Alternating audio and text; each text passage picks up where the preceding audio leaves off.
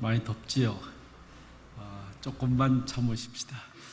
아마 다음 주 정도까지만 참으면 되지 않을까 싶어요. 그죠? 그죠? 제가 아침에 그저 사우나탕 들어온 줄 아시오 그랬더니만 사우나탕은 10분만 있죠. 이렇게 1시간씩 앉아 있나요? 그러더라고요. 설교를 줄여보려고 했는데 안 되더라고요. 자꾸 길어지게 되는데 어쨌든 조금만 참아 보십시다. 캐서린 마샬 교수가 자기의 쓴 책에서 사람들이 하는 기도를 잘 분석하면 되게 크게 두 가지로 나눌 수 있다, 그렇게 얘기를 합니다. 첫째가 패닉 프레이어, 패닉, 공포의 기도. 우리 가끔씩 공포의 기도 하잖아요. 하나님을 협박하기도 하고 하나님이 모르실 것 같아서 내 모든 사정을 다 이야기해요. 하나님이 모르시니까 나를 안 도와주실 것이다. 하나님 나를 잘 모르니까 내가 원하는 것이 무엇인지 잘 모르니까 안 도와주신다. 그렇게 생각해서 그저 내 사정을 다 이야기를 하는 기도를 이분은 패닉 기도라고 생각해요. 그렇게 얘기하고 있습니다. 종교의 시작을 이분은 이렇게 얘기합니다. 두려움 속에서 시작이 됐다. 우리 마음에 누구라도 두려움이 있습니다. 그저 언제 어떻게 닥칠지를 모르는 많은 사건들, 사고들 속에서 혹시 저 사건이 내게 오는 게 아닌가, 그런 두려움이 항상 있습니다. 아마 두려움에서 벗어날 수 있는 사람은 아무도 없을 거예요. 근데 그 두려움이 종교의 시작이다, 그렇게 이야기를 합니다. 그래서 어떻게 해서라도 이 두려움을 벗어나고 싶은 그런 마음이 있어요. 그래서 하나님 앞에 기도하지 않습니까? 하나님 늘 저를 좀 도와주세요. 지켜주세요. 건강하게 해주세요. 잘 되게 해주세요. 넉넉하게 해주세요. 조금이라도 뭐가 부족하면 굉장히 우리는 당황하게 되고 걱정을 많이 하게 됩니다.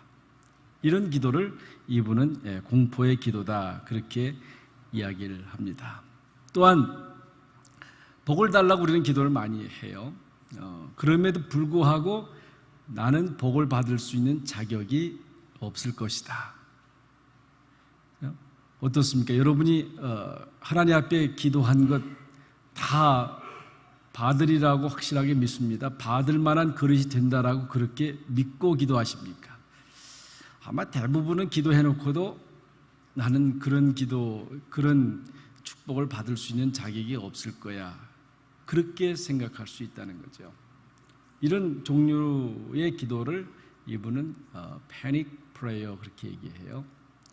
또 하나는 저도 이제 책을 읽다가 나온 단어인데 렐리퀴시 플레이어.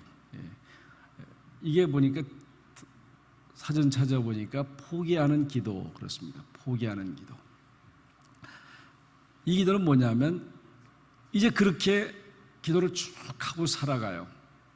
그러다 어느 시점에 가서 내가 기도하는 것, 내가 구하는 것하고 상관없이 하나님이 나를 주장하셔서 당신의 일을 하시더라 하는 것을 깨닫게 돼요.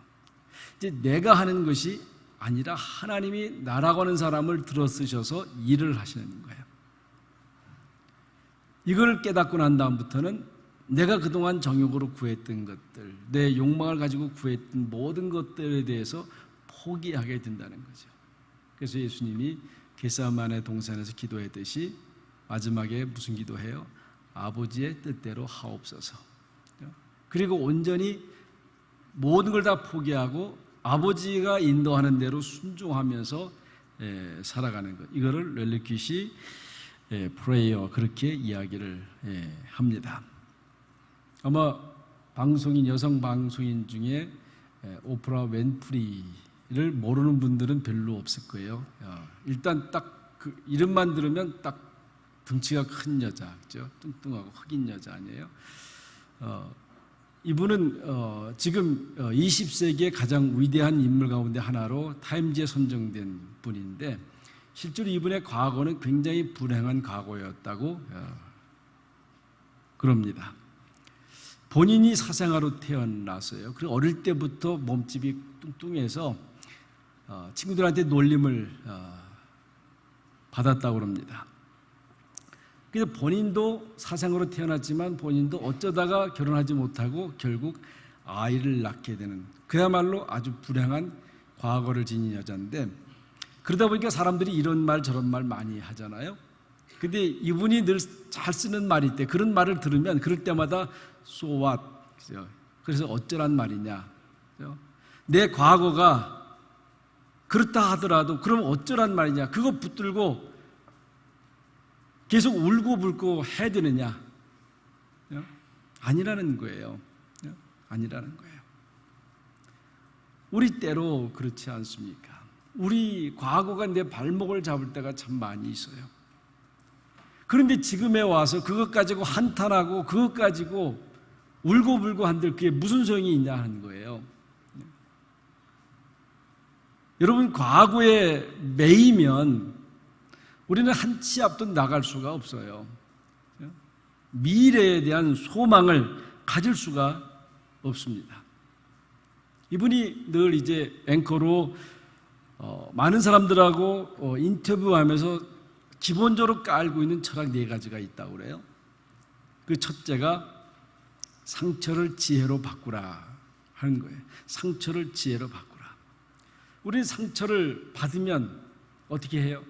원망하잖아요. 이게 일반적 사람의 모습이라고 할 수 있어요. 여러분, 상처를 받으면 원망하는 게 일반적 사람인데, 그래서 그 결과를 어떻게 여러분이 받고 있습니까? 이분은 많은 사람들의 이야기를 통해 상처를 받아요. 아파요. 어떻게 보면 듣기 싫은 소리를 어쩔 수 없이 들어야 돼요. 그런데 그 받은 상처를 지혜로 바꾸는 그런 용기가 있었다고 하는 거예요. 여러분, 상처가 없으면 어쩌면 우리는 정말 살아있는 지혜를 배울 수가 없습니다. 상처 속에서 배우게 된다는 거예요. 우리가 잘 아는 대로 실패와 실수는 다르지 않아요? 실수를 실패라고 그렇게 생각하고 살아가는 사람은 구제불능이에요. 그러나 실수는 더 앞으로 나갈 수 있는 하나의 밑거름이 되는 겁니다. 그건 실패가 아니에요.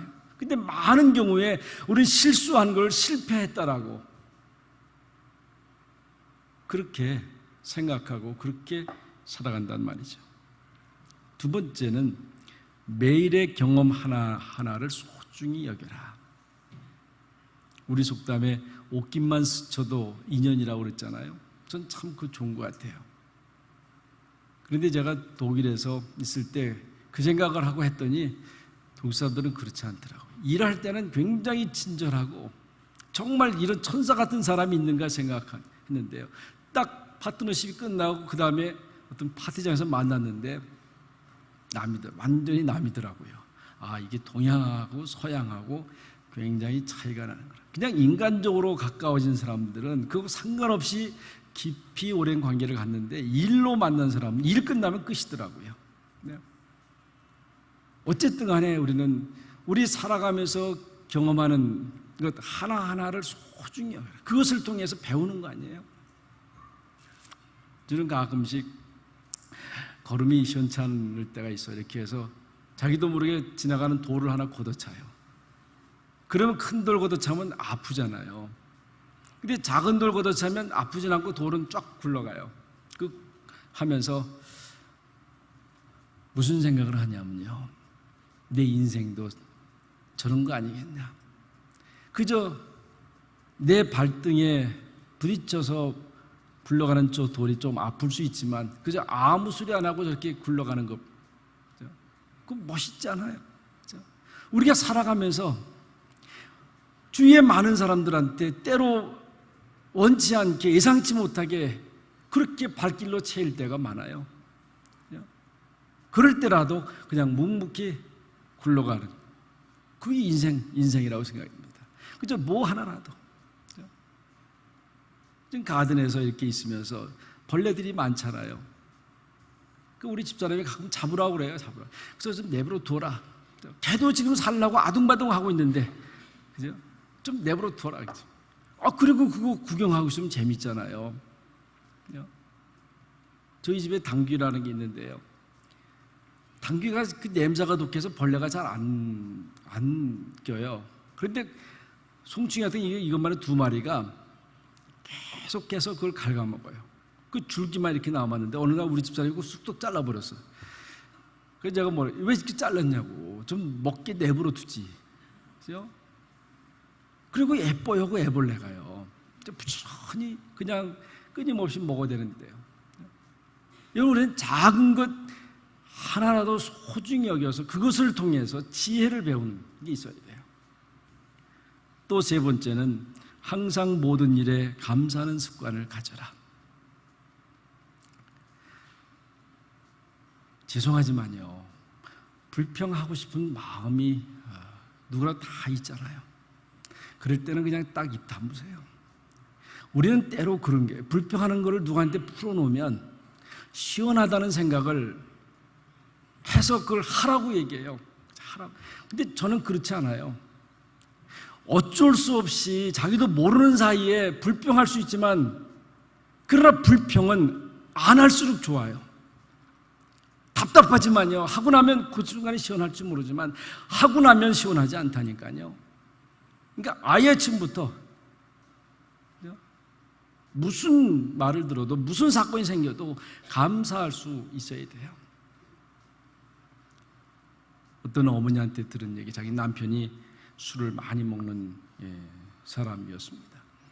그래서 술 먹다 보면 늘 늦게 들어오잖아요. 근데 자기 이 부인이 늘 들어오면 어느 때 들어와도 감사합니다 그럴 감사합니다. 그래서 도대체 이 남편이 도대체 불평해야 되잖아요. 당연히 불평해야 되는데 들어올 때마다 감사하니까 도대체 뭐가 감사하니 그랬더니 하는 말이, 술을 그렇게 먹고도 이만큼 건강하니 얼마나 감사하냐고. 그죠? 또 술을 그만큼 먹고도 남의 집으로 가지 않고 제 집 찾아오니 얼마나 감사하냐고요. 그죠? 가끔씩 남의 집에 가서 기웃거리는 사람이 있잖아요. 술 고주망태 마시고 난 다음에. 그리고 마지막 술을 그렇게 마시고도 돈을 벌어오니 감사하다고요. 멋있잖아요. 그죠? 다 불평할 일인데 다 그걸 감사로 아주 습관화된 거예요. 어떠한 사건, 어떠한 것도 다 감사로 말할 수 있는 거 아니에요? 감사하는 사람들은요, 사실은 복이 들어와요. 여러분, 우리 가끔씩 그러잖아요. 인복이 있습니다, 인복이 없습니다. 잘 들어보세요. 인복이 있는 사람들의 대체적인 다 말은 다 감사해요. 그러나 미안하지만 불평하는 사람들 옆에는 사람이 안 끼게 돼 있어요. 감사를 습관화해라. 여러분, 그렇게 사세요. 죽을 때도 하나님께 감사 아니에요? 마지막 4번째는 자신이 꿀 수 있는 꿈 중 가장 큰 꿈을 꿔라. 가장 큰 꿈. 꿈을 꿀 수 있다는 것은 참 멋있는 것 같아요. 비록 우리의 인생 속에서는 쪼들리고 살고 정말 어쩔 수 없이 고생하며 살지만 꿈은 크게 할 수 있잖아요. 저는 기도 시간에요, 하나님께 기도하는 것도 있지만요, 혼자 꿈을 꾸는 시간이 많아요. 막 상상이 나를 펴요.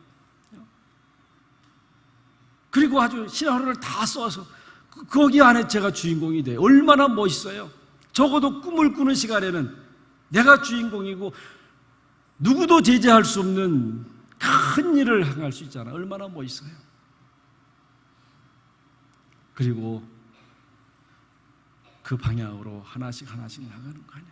비록 내 생전에 그 꿈이 이루어지지 않더라도요. 저는 애들한테 가끔씩 그래요. 내 아빠의 소원은 이렇다고. 그러면 저는 그래요. 그 이야기를 들은 자녀들은 한두 번 하면 그냥 흘려버릴 수 있지만 계속해서 아빠 꿈은 이런 거 하고 싶다, 이런 사람이 됐으면 좋겠다. 적어도 자기가 생각할 수 있는 꿈 중에 가장 큰 꿈을, 큰 것을 꾸라.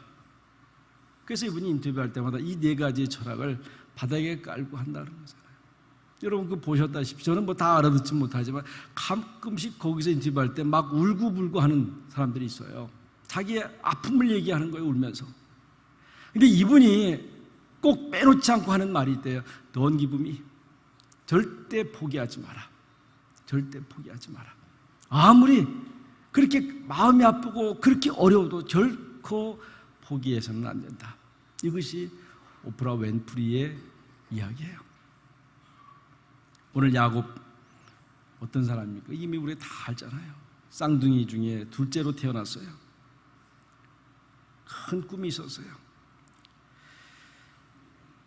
어쩌면 큰 욕망도 있었고 그 욕망이 있었기 때문에 지혜로운 사람이었어요. 동생으로 태어나서 늘 아쉬운 게 있어서 나도 장자의 축복을 좀 받았으면, 장자의 축복을 받았으면. 그래서 결국 팥죽 한 그릇 가지고 그 사냥 나갔다 돌아오는 배고픈 형이한테 그냥 말 한마디로 팔아먹잖아요. 사잖아요.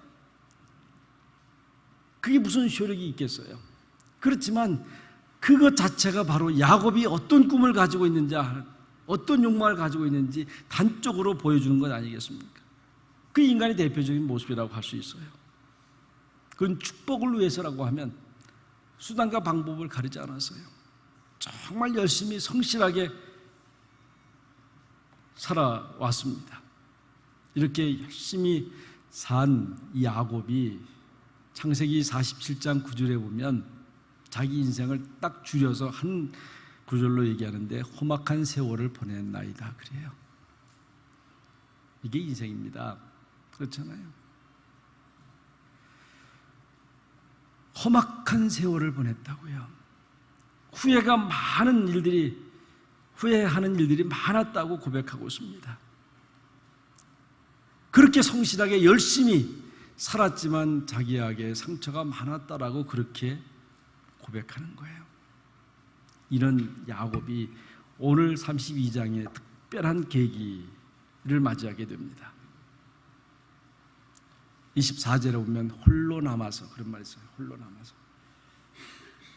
아무리 생각해봐도 야곱은 혼자가 아니었어요. 4명의 와이프가 있었고 11명의 아들이 있었고 많은 노비 재산들이 있었는데 홀로 남아서, 이야기는 그냥 혼자라고 하는 얘기가 아니라 고독했다고 하는 얘기예요. 많은 가족들이, 많은 재산들이 자기를 둘러싸고 있었지만 실제로 자기는 고독했다. 그런 것들이 나를 지켜줄 거라고 생각했지만 막바른 골목에 와보니까 혼자였다.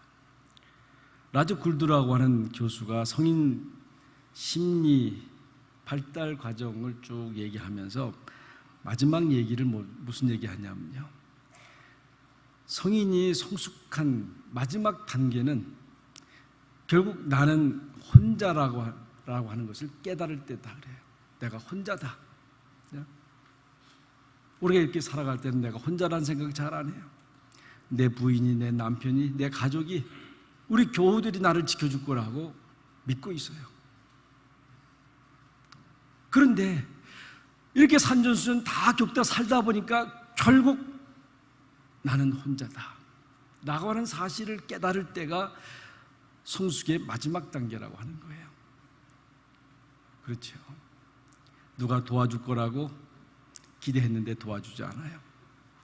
누가 나를 위로해 줄 거라고 생각했는데 전혀 그렇지 않아요.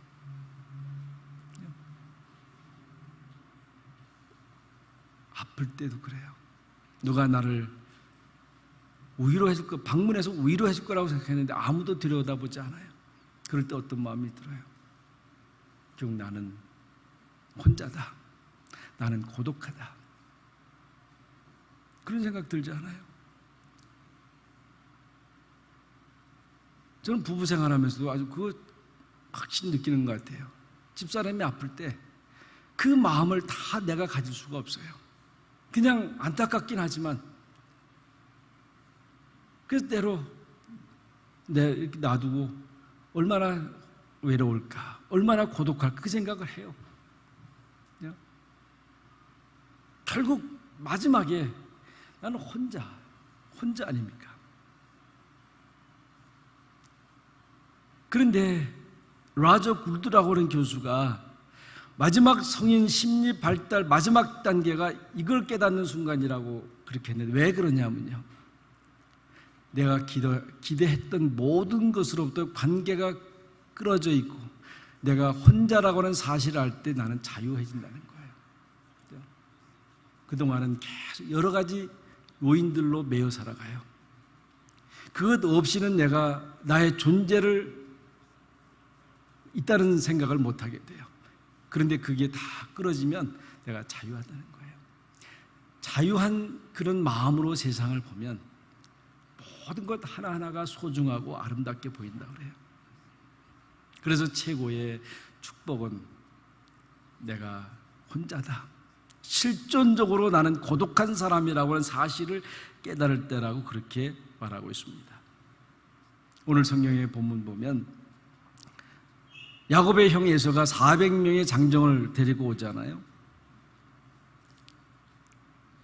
이들을 막기에는 부족한 거예요. 나를 정말 환영하기 위해서 나온 건지 죽이기 위해서 지금 나오는 건지 알 수가 없습니다. 너무 불안해요. 왜 불안하냐면요, 그동안 형하고 불화했거든요. 불화했어요. 이 불화의 고민이 계속해서 자기를 압박하는 거예요. 여러분, 불화의 고민, 그 압박을 받아본 일 있습니까? 남하고 관계가 나쁠 때 그 나쁜 것으로 인해서 오는 압박이라고 하는 건요, 우리를 자유롭게 만들지 못해요. 이 야곱은 자기 형하고의 불화, 그것이 계속해서 힘들게 한 거예요. 그렇잖아요. 우리도 관계가 나쁘면 그런 생각하는데, 저 사람이 언제 나를 걸고 넘어갈까? 언제 저 사람이 내 핸디캡을 다 얘기해서 나를 공경에 빠지지 않을까? 얼마나 불안해요. 그러나 관계가 좋은 사람들은 걱정하지 않고 살아야 되잖아요. 누구를 만나도 반갑게 맞이할 수 있어요. 이 지금 야곱은 그런 고민이 있어요. 또 하나는 죄의식의 고민이에요. 아마 스스로 나는 잘못한 것이 없다라고 얘기할 수 있을 거예요. 왜요? 그 파죽한 거로 말로 한 거지, 그게 무슨 문서로 써서 사인한 것도 아니고 그냥 말로 한마디 해서 한 건데, 그리고 축복기도 받은 것도 어머니가 다 해서 그저 시키는 대로 한 건데 내가 무슨 잘못 시켰냐고. 그런데 그렇지 않다는 거예요. 아무리 그렇게 스스로 자유해도 내면적 고민은 가시지 않는 거예요. 양심이 우리가 죄를 지면 내버려 두지 않아요. 지금 이 야곱은 불화에서 오는 고민과 죄의식에서 오는 고민, 그 속에서 형 에서가 400명을 데려올 때 그야말로 죽이러 오는지 살리러 오는지 몰라서 불안에 떨고 있어요. 더 이상 갈 수가 없어요. 그래서 결국 야복강 나루토에서 기도하잖아요. 기도하는데 물어요. 네 이름이 뭐냐? 야곱입니다. 이제부터는 내 이름을 야곱이라 하지 말고 이스라엘이라 하라. 야곱이라고 하는 이름이 뭐예요? 간사하다는 뜻이에요. 간사하다. 전 서양 사람들이 모르겠어요. 여기 우리 계신 분 가운데 제이콥이라고 이름을 지은 분들이 있는지 모르지만, 하나님이 이름 바꿔줬어요. 이스라엘로. 그런데도 야곱이라고 하는 이름을 지금도 쓰잖아요. 그래서 이게 한번 굴레를 씌우면 벗어난다는 게 얼마나 어려운가 하는 생각을 해요. 하나님이 이제는 야곱이라 하지 말고 이스라엘이라 하라, 그렇게 말씀하신 거 아니에요.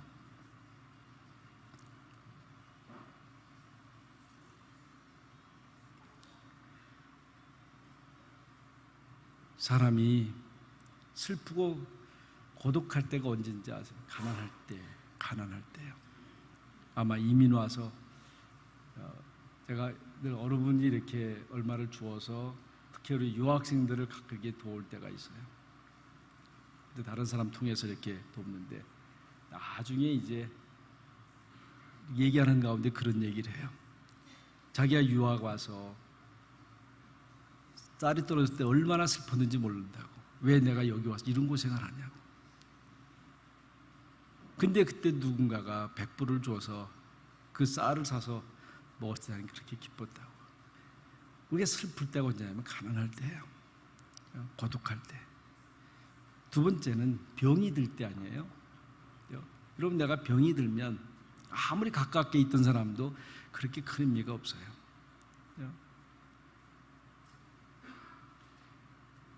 그 다음에 사회적 소외에서 와요. 사회적 소외에서. 되게 이제 성격이 외향적이고 널널한 분들은 누구하고도 잘 이렇게 만나서 얘기를 하지만 되게 성격이 소극적이고 내성적인 분들은 누군가가 먼저 와서 이렇게 말 붙여주기를 바라요. 그러니까 누가 더 옳은 거냐 그런 것보다 나는 되게 내성적인 성격은 되게 고독감을 더 많이 느끼게 돼요. 누군가가 나한테 찾아와서 먼저 인사해주고 알아주고 했으면 좋은데 그 고독이 있어요. 오늘 이 야곱은 바로 이런 고독 속에서 그걸 어떻게 하면 벗어날까? 그래서 형 에서가 올 때 많은 예물을 보내요. 그리고 보내서 나는 당신의 종입니다. 그리고 또 가서 먼저 가서 절하게 하고 그럽니다. 그래도 계시지 않아요. 그래서 야복강에 엎드려서 기도하면서 하나님 이름을 바꿔줘요. 이제 야곱이라 하지 말고 이스라엘이라. 이제 야곱으로 살지 말고 이스라엘로 살아라. 여러분, 우리가 살아가면서 하나님이 우리를 이름을 바꿔줘요. 야곱이라 하지 말고 이스라엘이라. 야곱으로 살지 말고 이스라엘로 살아라. 그래야만 인간 실존에서 오는 그 고독을 우리가 이겨나갈 수 있고 모든 것을 아름답게 소중하게 볼 수 있어요. 고독해보지 않으면, 하나님 앞에 엎드려 그 말씀을 듣지 않으면 우리는 세상에서 늘 얽매여서 그 인간관계 속에서 고민하면서 살아갈 수밖에 없어요. 여러분, 오늘 한번 생각해 보세요. 이제 그 이름으로 살지 말고 새로운 주신 이름으로 살아라. 세상 사람으로 살지 말고 이제는 그리스도인으로 살아라. 그렇게 할 때 모든 사람이 멋있게 보여요. 모든 것이 아름답게 보이고 다 소중하게 보여서 나중에 야곱이 형을 만날 때 무슨 말해요? 하나님의 얼굴을 보는 것 같다. 그죠? 얼마나 귀한 고백이에요. 그렇게 무섭던 형이 하나님의 얼굴을 보는 것 같다고. 우리 오늘 하나님이 야곱에게 주신 이 축복이 우리 성도들에게 함께 하시기를 바랍니다. 하나님 고맙습니다. 우리는 아직도 세상의 이름을 가지고 세상에 매여 살아갈 때가 많이 있습니다. 이제 그 이름으로 살지 말고 그리스도인으로 살으라고 주님께서 우리에게 별명을 주셨습니다. 하나님, 야곱에게 주셨던 그 축복을 저희들에게 허락해 주셔서 이제 세상의 모든 것으로부터 자유하고 그를 통해 모든 것을 소중히 여기고 아름답게 볼 수 있는 축복된 하나님의 사람 되게 해 주옵소서. 예수님의 이름으로 간절히 기도하옵나이다. 아멘.